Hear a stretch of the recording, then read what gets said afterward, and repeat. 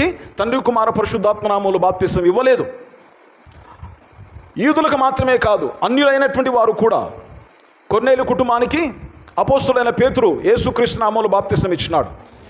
ఎఫెసుకు వచ్చిన తర్వాత అపోస్తులైన పౌలు యోహాను శిష్యులను కొంతమందిని కలిస్తే వాళ్లకు యేసుక్రీస్తు నామములో బాప్తిసం ఇచ్చినాడు. మరియు అననీయ అనబడినటువంటి దేవుని యొక్క సేవకుడు అపోస్తులైనటువంటి పౌలు సౌలుగా ఉన్నప్పుడు కళ్ళకు గుడితనం వచ్చిన తర్వాత ఆ యొక్క అననీయ పౌలుకి యేసుక్రీస్తు నామములో బాప్తిసం ఇచ్చినాడు. ఆ పౌలు కూడా అనేకులకు యేసుక్రీస్తు నామములో బాప్తిసం ఇచ్చినాడు. పౌలు ఎందుకు యేసుక్రీస్తు నామములో బాప్తిసం ఇచ్చినాడు? పేతురు ఎందుకు యేసుక్రీస్తు నామములో బాప్తిసం ఇచ్చినాడు? పౌలు పేతురు అపోస్తులు కాదా? సరే, పౌలు లేటుగా వచ్చినాడు, మరి పేతురు సంఘానికి ప్రారంభికుడు కదా. పెంతెకొస్తేనే పండుగ దినం నాడు బోధించింది ఆయనే, తర్వాత బాప్తిసం ఇచ్చింది ఆయనే. అలాంటప్పుడు ప్రియులారా, ఆ చరిత్ర ఎలా నిజమవుతుంది? చరిత్ర అనగా కేవలం ఏదో ఒకటి తీసుకొచ్చేసి మనకు అనుకూలంగా రాసుకోవటం కాదు ప్రియులారా. I have so many evidences from the history. ఆ చరిత్ర ఆధారాలు ఏంటో మనం ఒకసారి చూద్దాం. బ్రిటానికా ఎన్సైక్లోపీడియా అనేటటువంటి గ్రంథము 11th edition volume 3 page number 365 మరియు 366లో ఈ విధంగా రాయబడి ఉన్నది. The baptismal formula was changed from the name of Jesus Christ to the words Father, Son and Holy Ghost by the Catholic Church in the 3rd century. బాప్తిస్వం యొక్క సిద్ధాంతము యేసుక్రీస్తు నామము నుంచి తండ్రి కుమార పరిశుద్ధాత్మ అనే పదాలలోనికి 3వ శతాబ్దంలో క్యాథలిక్ సంఘం ద్వారా మార్పు చేయబడింది. దానికి భావమది.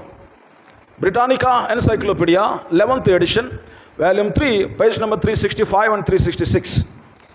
తర్వాత అదే గ్రంథము Britannica encyclopedia volume 3 page number 82లో ఈ విధంగా రాయబడి ఉన్నది. Everywhere in the oldest sources it states that baptism took place in the name of Jesus Christ.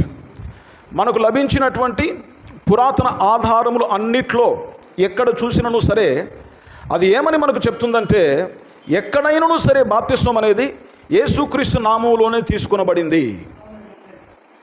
తర్వాత క్యానీ ఎన్సైక్లోపీడియా ఆఫ్ రిలీజన్ అనే గ్రంథంలో పేజ్ నెంబర్ 53లో ఈ విధంగా ఉన్నది. The early church always baptized in the name of Lord Jesus until development of the Trinity doctrine in the 3rd century. 3వ శతాబ్దంలో త్రిత్వపు సిద్ధాంతం అనేది అభివృద్ధి చెందేంత వరకు కూడా ప్రారంభ సంఘము ఎల్లప్పుడూ కూడా ప్రభు అయిన యేసు నామములోనే బాప్తిసం ఇచ్చుచూ వచ్చి ఉన్నది. దేవునామని మహిమ కలుగును గాక.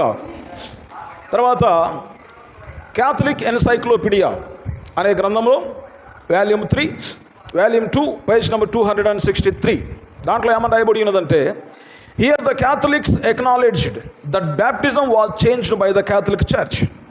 ఇక్కడ ఉన్నటువంటి క్యాథలిక్స్ ఏమని అంగీకరించినారంటే, బాప్తిస్వం అనేది క్యాథలిక్ సంఘం ద్వారా మార్పు చెందించబడింది.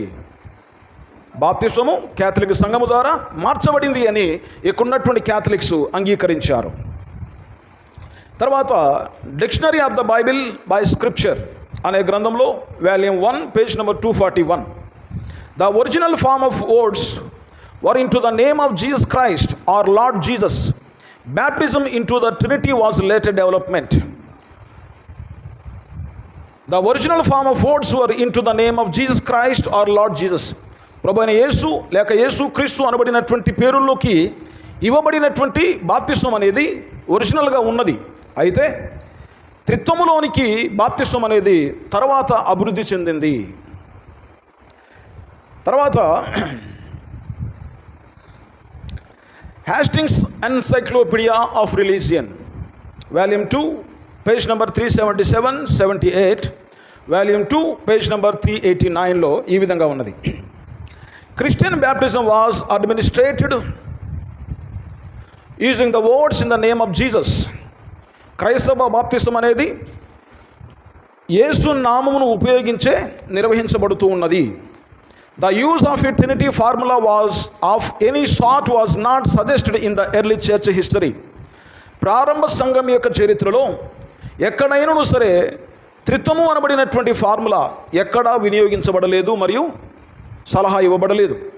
Baptism was always in the name of lord Jesus until the time of Justin when Trinity formula was used. ఈ యొక్క బాప్తిస్వం అనేది యేసుక్రీస్తు నామములోనే కొనసాగించబడింది. కానీ ఎప్పుడైతే జస్టిన్ మార్టిన్ అనబడినటువంటి వ్యక్తి ఈ యొక్క సిద్ధాంతమును తీసుకొచ్చేంత వరకు యేసుక్రీస్తు నామములోనే బాప్తిసం ఇచ్చుచూ వచ్చినారు.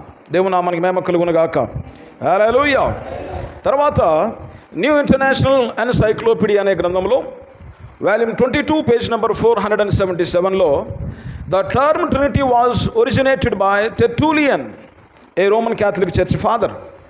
రోమన్ క్యాథలిక్ చర్చ్ ఫాదర్ అనబడినటువంటి ఒక వ్యక్తి, ఆయన పేరు టెర్టూలియన్.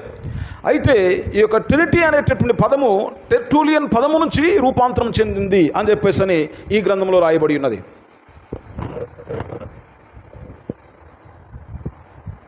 ప్రియులారా, బైబిల్ గ్రంథం అంతా పరిశీలించినను, చరిత్ర ఆధారాలు పరిశీలించినను సరే, ప్రభువైన యేసుక్రీస్తు నామములోనే బాప్తిసం ఇచ్చినట్లుగాను తీసుకున్నట్లుగాను ఉన్నది. 3వ శతాబ్దంలో రోమన్ క్యాథలిక్ సంఘము ద్వారా వాళ్ళ అన్య ఆచారములన్నింటినీ కూడా క్రైస్తత్వంలోకి తీసుకొచ్చి వాళ్ళు తమ సొంత తెలివితేటల చేత బాప్తిస్వం యొక్క సిద్ధాంతమును మార్పు చెందింపచేసినారు. కాబట్టి ఇప్పుడు సమాజానికి కొత్తగా అనిపిస్తుంది యేసుక్రీస్తు నామములో బాప్తిస్వం. ఎందుకంటే ఆయన నామములో తప్ప మరి ఏ నామములో రక్షణ లేదు అని బైబిల్ సెలవిస్తుంది. ఆ నామములో తప్ప మరి ఏ నామములో రక్షణ లేదు.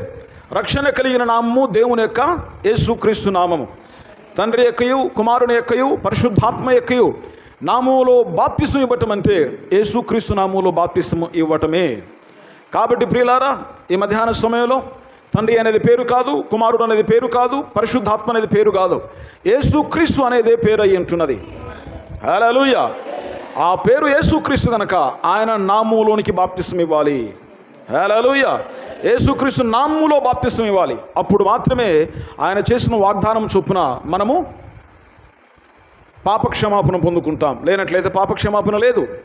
కాబట్టి బైబిల్ ఎప్పుడు కూడా ఒకే బాప్తిస్తాన్ని సూచిస్తున్నది, ఒకే బాప్తిస్తాన్ని బోధిస్తున్నది కనుక ఆ ఒక్క బాప్తిస్తాన్ని వెంబడించి దేవుని చేత రక్షణ అనేటటువంటి ఆ యొక్క సంతోషంతో కూడుకున్నటువంటి దేవుని యొక్క కానుకను మనం పొందుకోవాలి.